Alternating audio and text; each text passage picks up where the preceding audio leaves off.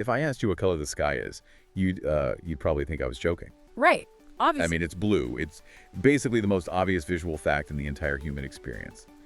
But if you were to ask the ancient Greeks, or the original authors of the Bible, or even, indigenous tribes a century ago, they wouldn't have a word for it. No word at all. Yeah. To them, the color blue simply didn't exist. Which completely shatters this assumption we all walk around with. We think human biology is just this universal, objective camera lens. Oh, absolutely. You tend to assume you point your eyes at a rainbow, the light hits your retina, and your brain just automatically and objectively registers. Like, oh, there's the red, there's the blue. I certainly assume that. I mean, we treat biology and physics as clean, universal truths. But reading through our source material for today's deep dive excerpts from Guydeutscher's incredibly captivating book, Through the Language Glass, I realized that clear camera lens is entirely warped. Yeah, it's a total illusion. The rainbow you and I see is actually a cultural lens we've been wearing our entire lives. Yeah. So our mission today is to explore this 150-year-old scientific mystery to answer one really profound question. Does the language you speak literally change the way you see the world? It's fascinating because culture hides itself so deeply within our everyday experiences. We are often completely blind to its influence. We just assume our way of describing the world is, the natural way. Right, before we started recording, I was actually telling you about this crazy detail from the book regarding human anatomy. It perfectly captures how weird this is. No, yeah, the arm and hand thing. Exactly. If you're an English speaker, you naturally distinguish between your arm and your hand. You'd never look at your hand and call it an arm. Right. But the book points out that many other languages consider them the exact same body part. Right. Or take the human neck. English lumps the front of the neck and the back of the neck together into one single concept. Just neck. Just neck. But if you speak Hebrew, you use entirely different words. Savar for the front and or for the back. Treating them as the same thing to a Hebrew speaker is as bizarre as, calling your belly and your back the exact same thing. That really reveals how language decides where to draw the boundaries on reality. And nowhere is this more aggressively debated or frankly more fascinating than in the realm of color. For sure. To really understand how culture shapes our reality, we have to travel back to 1858 and look at one of the greatest texts in human history. Right, we're talking about Homer's Iliad and Odyssey, but seen through the eyes of William Gladstone. And just for context, Gladstone wasn't a traditional academic. He was a powerful British statesman. I mean, he served as the Chancellor of the Exchequer and later the Prime Minister. He was a massive historical figure, but he also had this profound, almost obsessive interest in Homer. During a break from politics, he was meticulously studying these ancient epics and noticed this bizarre pattern. What kind of pattern? Well, Homer's color descriptions lacked all modern logic. Gladstone actually went through and cataloged every single color reference in the texts. He found that Homer famously described the sea as wine-looking, using the Greek word oinos. Okay, wine dark sea, people know that one. Right, but then he turned around and used that exact same word to describe oxen. Wait, wine-looking oxen. Yeah, and he also described sheep as being violet. Iron was violet. He used the word chloros, which translates roughly to green, to describe frightened faces, fresh twigs, and even honey. Green honey. See, my immediate reaction reading this, and I imagine anyone listening is thinking the exact same thing, is why can't we just chalk this up to poetic license? That's what everyone thought. Right. Isn't calling honey green or the sea wine dark just a metaphor? When we say someone is green with envy, we don't mean they literally turn the color of a lawn. It's poetry. That was the immediate pushback Gladstone received from all his critics. But he actually anticipated that argument. He was incredibly thorough. He provided statistical proof that these strained epithets, as he called them, were the absolute rule, not the exception. So it wasn't just a one-off metaphor. Exactly. If it was just poetry, you would expect Homer to occasionally mention the actual literal colors of things. But out of tens of thousands of lines of incredibly descriptive poetry, Homer never once calls the clear southern Mediterranean sky blue. That is wild. The sky is described as starry, it's broad, it's iron, but never, ever blue. He never mentions the color of the sky or the ocean. I mean, you don't use a metaphor for every single thing while completely ignoring the most obvious colors in your environment, unless, of course, you simply don't perceive them the way we do. And that was Gladstone's radical conclusion. He said ancient Greeks were literally colorblind. He theorized they only saw the world in black, white, and maybe a little bit of red. He believed human color vision was a biological trait that had to physically evolve over thousands of years. I can't even imagine pitching that theory today. Did the 19th century scientific community just accept that the ancient Greeks lived in a black and white movie? Oh, he was mostly mocked at first. The community brushed it off as a weird anomaly about one specific, maybe literally blind Greek poet, but the laughter stopped in 1867. What happened then? A brilliant philologist named Lazarus Geiger took Gladstone's premise and applied it to the rest of the ancient world. Right. Geiger looked at the Indian Vedic poems, the Quran, the Icelandic sagas. He looked at the original text of the Bible, which famously describes green gold and red horses, but has absolutely no word for blue. None at all. And what blew my mind is that Geiger discovered a massive universal chronological sequence. Yeah, everywhere he looked across completely isolated civilizations, the pattern for how languages evolve color words was identical. Always the same order. Always. First, a language only has words for black and white or just dark and light. Huh? Then the first actual color to get a name is always red. After red comes yellow, then green, and finally, blue is always the absolute last to arrive. It's like a software update for the human eyeball, rolling out in the exact same order all over the world. But why that specific sequence? Why is red always first and blue always last? It comes down to survival priority and human manipulation. Red is the color of blood. It's the color of danger and of sexual arousal.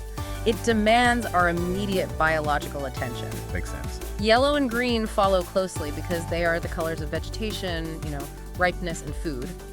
Blue, on the other hand, is practically non-existent in terms of early human survival. I mean, you can't eat the sky or the ocean. Right, and since ancient people couldn't easily manufacture blue dyes, they couldn't hold blue in their hands or paint with it. It was just an untouchable background element. Exactly.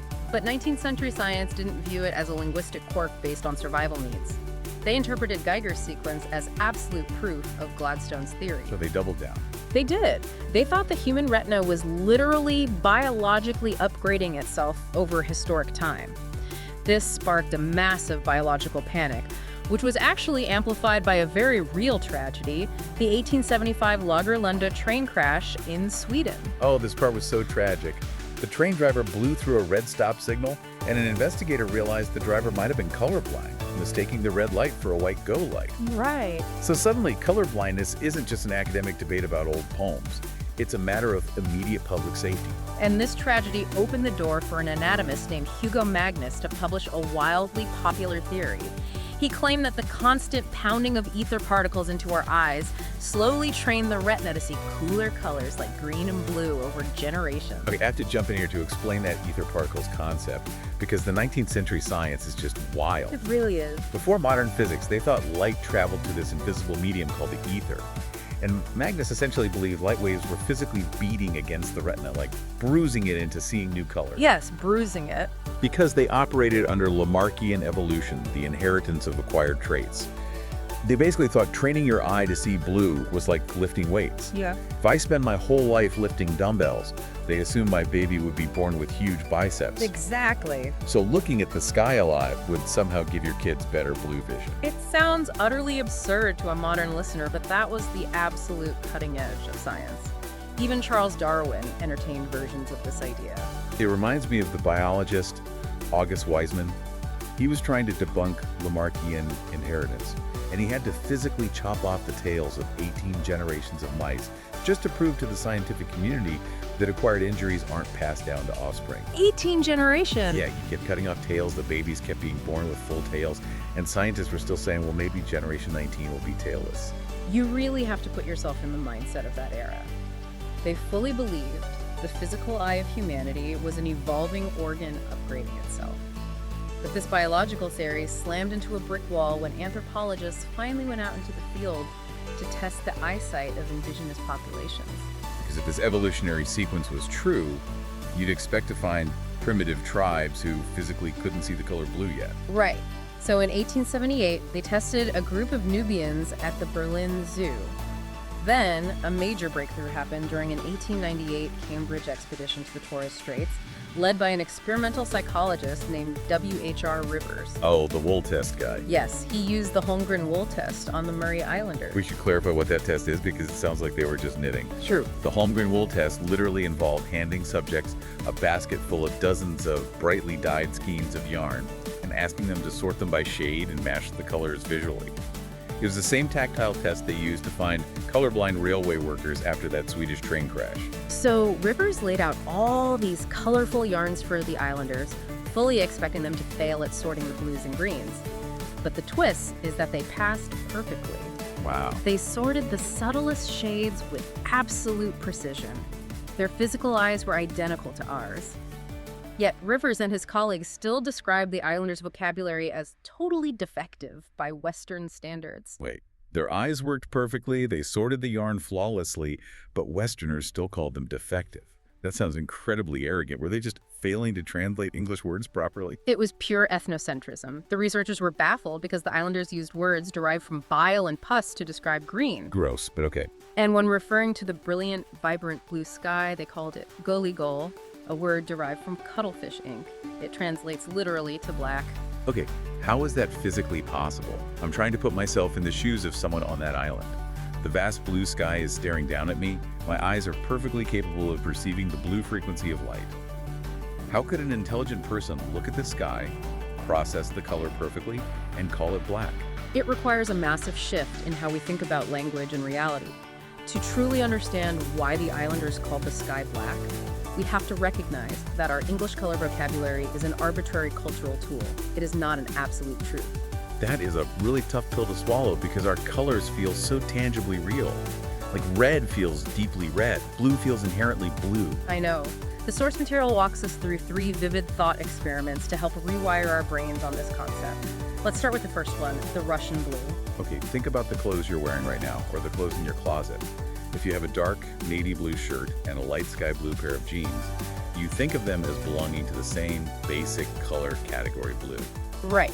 But in Russia, there is no single word for blue.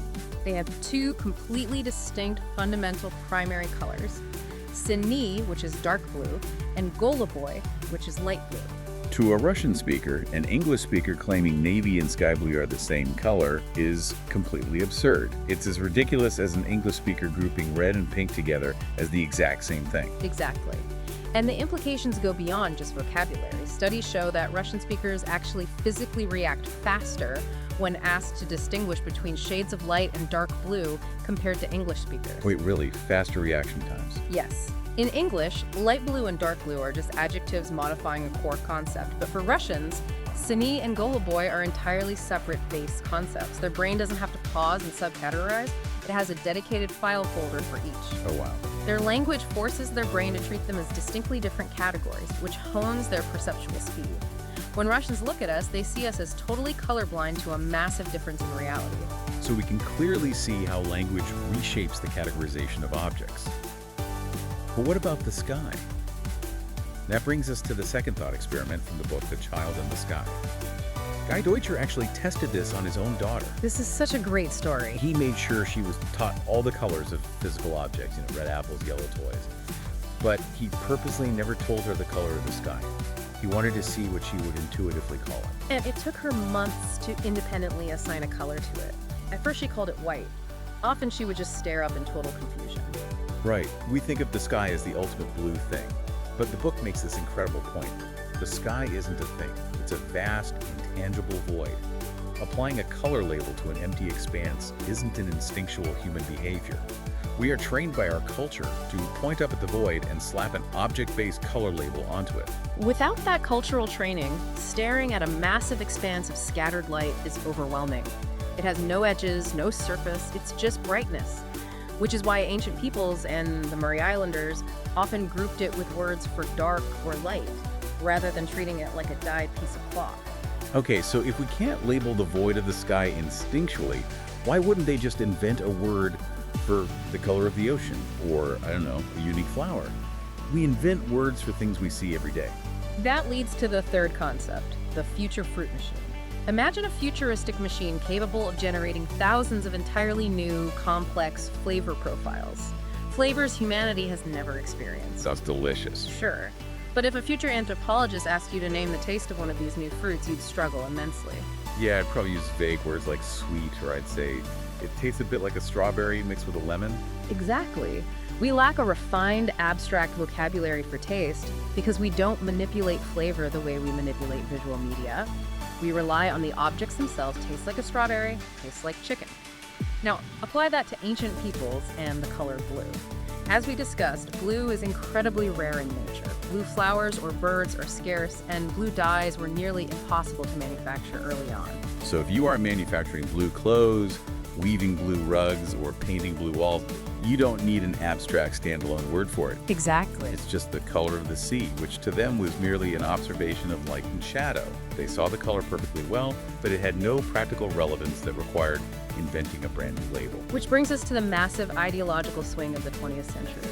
Once anthropologists realized color words were tied to cultural needs, they swung all the way to the other extreme. They started claiming that culture completely controls our reality, and that color boundaries were 100% arbitrary. Meaning a culture can just randomly decide to group green and orange together into one word, or slice up the rainbow however they wanted, with absolutely no input from human biology. That was the prevailing theory for a while, but culture doesn't have a blank check. Nature still sets the boundaries. In 1969, two researchers, Brent Berlin and Paul Kay, published a monumental book called Basic Color Terms. Oh, this is the Munsell color chips study? Yes. They did extensive cross-cultural testing, showing people a massive array of Munsell color chips, and discovered that while cultures draw very different boundaries around colors, everyone shares the exact same biological foci. Foci, like focal points. Right. A focus is the absolute best, most typical example of a color. Let's look at the Celta language in Mexico. They use one word, Yas, to describe both green and blue. It's all one massive color category for them. So if you ask them to point to the absolute best example of Yas on a color chart, you'd logically expect them to point right to the middle. A turquoise color, a perfect mathematical blend of green and blue. Berlin and Kay found they didn't do that at all. Not a single person pointed to turquoise. They either pointed to a pure, vibrant green or a pure, vibrant blue. So even though their language lumps green and blue into one bucket, their actual physical brains still lock on to the exact same core frequencies of light that our brains do. It proves a really cool maxim: freedom within constraints. Nature provides these highly specific anchor points based on our evolutionary biology. Humans are wired to intensely notice the specific wavelength of red blood. We are wired to notice the specific wavelength of green leaves. And culture just decides whether to draw lines between those anchor points and give them individual names based on practical, everyday needs. Exactly. You know, we need a better metaphor than the usual building a house idea to explain this. It's more like having a grand piano. Human biology provides the exact same 88 keys to everyone. Those are the physical frequencies of light our eyes can process. But culture is the sheet music. It dictates which of those keys we actually bother to play and combine into a melody. That perfectly captures the mechanism. The physical keys are fixed by our biology, but the music played on them is highly flexible. And this completely solves the 150-year-old Homeric mystery. Ancient peoples weren't colorblind. They had the exact same 88 keys we have. They were just playing a different song. Yeah. Language doesn't strictly dictate what our eyes are capable of physically seeing. Rather, it reflects what our culture values enough to name, isolate, and manipulate. We put labels on the world so we can control it. That shifts your entire perspective on everyday life. Yeah. I mean, the next time you look at a rainbow, or the next time you're standing in front of a giant wall of paint swatches at the hardware store trying to pick a color for your living room, remember that you aren't just looking at refracted light bouncing into your retina. No, you really aren't. You're looking through a cultural lens. It's a lens carefully ground and polished over thousands of years of human history, driven by our ancestors' survival, their technology, and their desperate need to communicate. It really should make anyone wonder what else we are entirely blind to right now, simply because our modern culture hasn't needed to name it yet. I want to leave you, the listener, with that exact thought to chew on. Think about this. If our ancestors evolved a rich vocabulary for colors like red and green solely because of their survival needs in the physical natural environment, what brand new sensory concepts or basic vocabulary words might humanity invent next? That's a great question. As we spend more and more of our lives navigating entirely digital, artificial environments, interacting with screens and virtual realities, what invisible things will we suddenly need to label? Will the metaverse give us our next blue? Now that is a deep dive for another day. It really is. Thank you for joining us on this exploration. Keep questioning your lenses, and we'll catch you on the next deep dive.